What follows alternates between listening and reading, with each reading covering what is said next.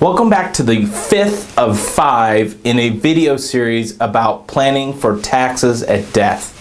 I'm Greg with the Ashcraft firm, and I'm an estate planning attorney. And if you tuned into the previous videos, we talked about property taxes first, then we talked about income taxes, third we talked about estate taxes, and then finally last week we talked about capital gains tax. This week we're going to be talking about the interplay between capital gains tax and estate taxes. So this is your typical plan, your typical estate plan for a married couple. So you have two people alive, okay, so you have the joint trust here. And if you've ever seen any of my other videos, I always talk about how a trust is a bucket. And if you want to know more about that, you can look at the other videos. But essentially a trust is a bucket. And so here, when it's joint, we have one bucket. We have that joint trust bucket. Here, when one spouse has passed away, we have two trust buckets. And then here, when both spouses have passed away, the trust buckets reunite into the one trust. Okay? So why is that? Why is it that we would set the plan up this way? Now, the reason we would do this is because of estate taxes. It used to be that estate planning attorneys focused all of their attention on estate taxes and didn't really worry about capital gains tax. But since it's changed in recent years, estate taxes have become less important and capital gains taxes have become more important to plan for, rather.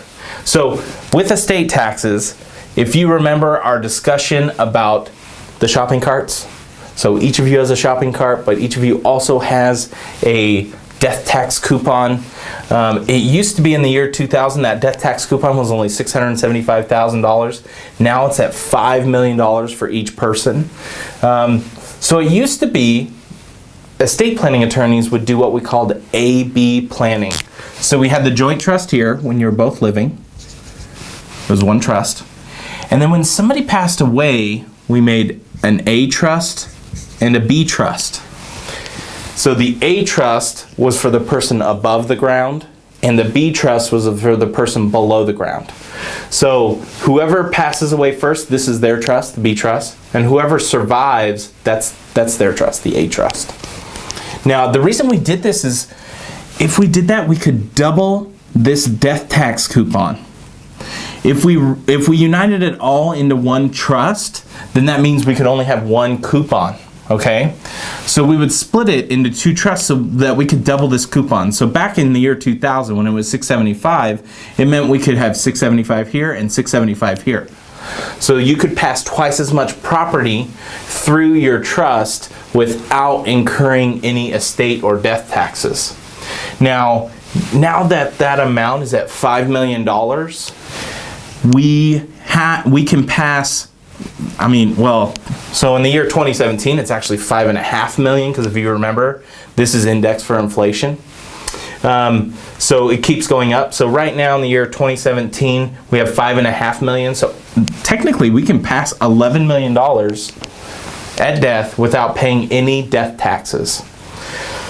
Okay, so this setup is really good for planning for estate taxes because we can double the amount of property that we can pass through without paying any estate taxes.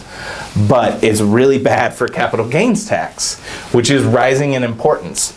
And the reason that is because here, when one person passes away, we can get a step up in basis. Do you remember?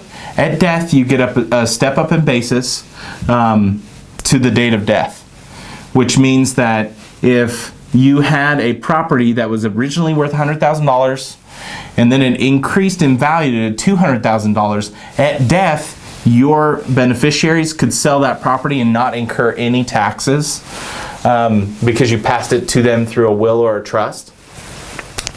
Here, if you put your property in this B trust and it increases in value, you got to step up in basis here, but you don't get one here. Okay? That means that if that property has been in that B trust for a long time and been increasing in value, then there's a tax bill there at the end. Okay?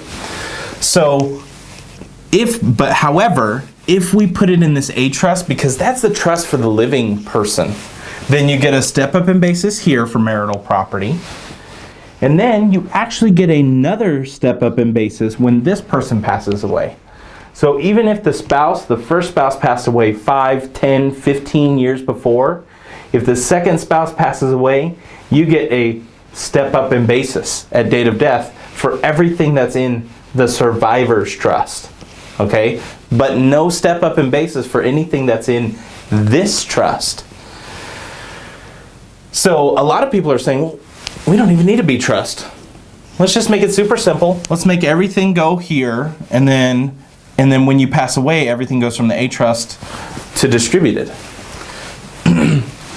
In my opinion, that's actually short-sighted. And the reason that's short-sighted is because these laws can change. Okay? So right now, they're fixed, and they keep going up. And we have a Republican-controlled Congress, and so they're just letting it be. They want to let the taxes ride and everything. But let's say we have a new Congress coming in, and they want to fund some kind of program. I think that this is a pretty good place to start for funding that program. So then the question is, well, which do I do? Do I just eliminate the B, or do I keep my AB structure here? Because the AB structure plans for the estate tax, and eliminating that B trust plans for capital gains tax. We can actually do both. So there was a case, and the last name of the decedent, the person who passed away, was Clayton. So we can actually make what we call a Clayton election here. That means we don't actually have to make the decision about whether we have this B trust or not now. Okay, so we can make funding this B trust optional. So automatically all of the property will go into the A trust. And if we want to make the election to fund the B trust, we can on the death taxes, which means we can shift money into that B trust. So that way we don't have to make the decision whether we're planning for estate taxes or capital gains taxes now. We can actually plan for that once the first spouse passes away.